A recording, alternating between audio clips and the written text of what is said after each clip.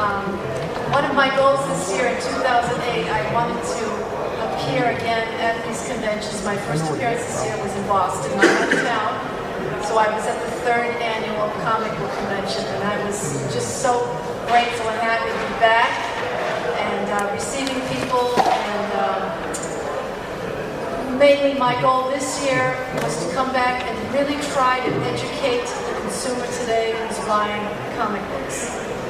I know there's so much to talk about restoration, conservation, preservation of this truly American art form that we have. We're so lucky to have these incredible pieces of art, action comics, the Golden Age era, the Silver Age era,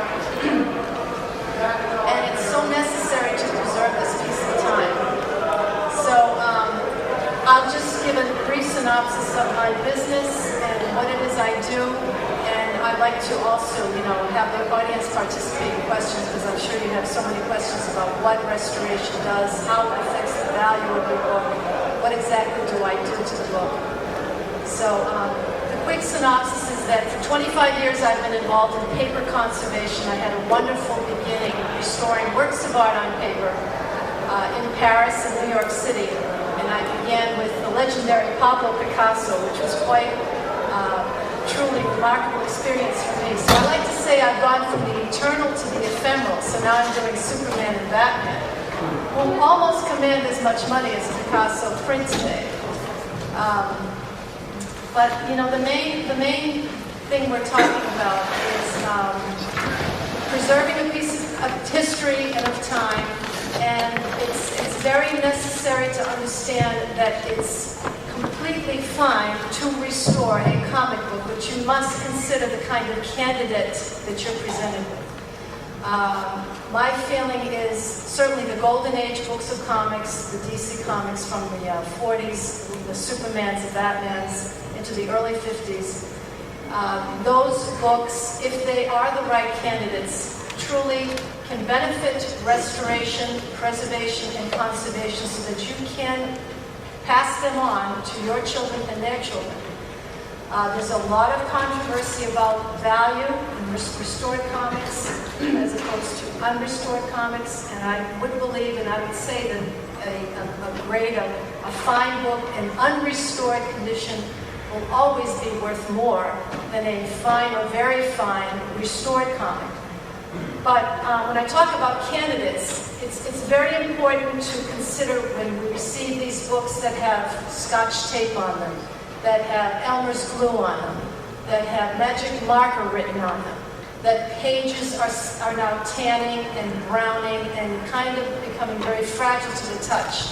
These are the kind of candidates that it's absolutely fine to consider restoring and preserving for your collection. Not to mention aesthetically what can be done to the comic books.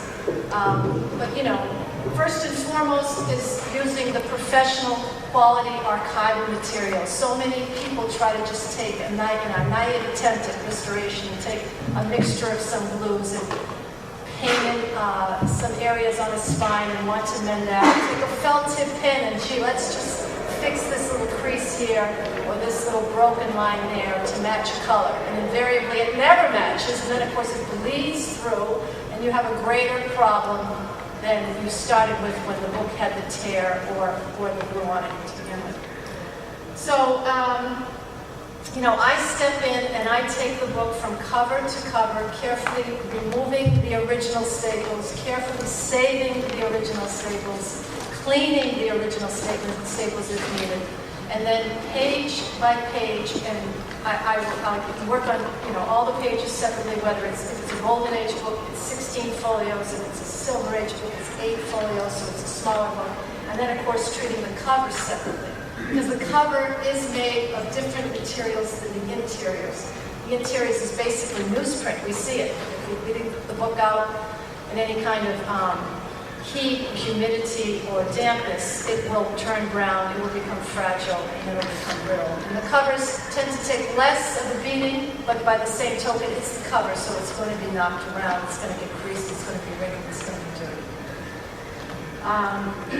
But choosing the right candidate is clearly the most important thing. And If I were to say too, in the last 10 years, it's really the escalation in the value of the comic book today. I have the first edition of the Overstreet Price Guide, and the near mint action one is $250, 1970. So that's, my goodness, it's almost 40 years ago, but today it's $500,000. $500,000 for a near mint action. Who knows? Maybe even more. I'll buy as many copies. You'd have competition. You'd have competition at $1 million. Okay, so there you go. So, what else can I tell you? Where I've seen restoration turn in the last 10 years, again, it's based on the value of comics, and I find too many people want to take a fine book, a fine plus book, and they want to send it to me to tweak little things, color touch, fix a bend, fix a corner, and all of that escalates the value of a book 20, 25%, 30%.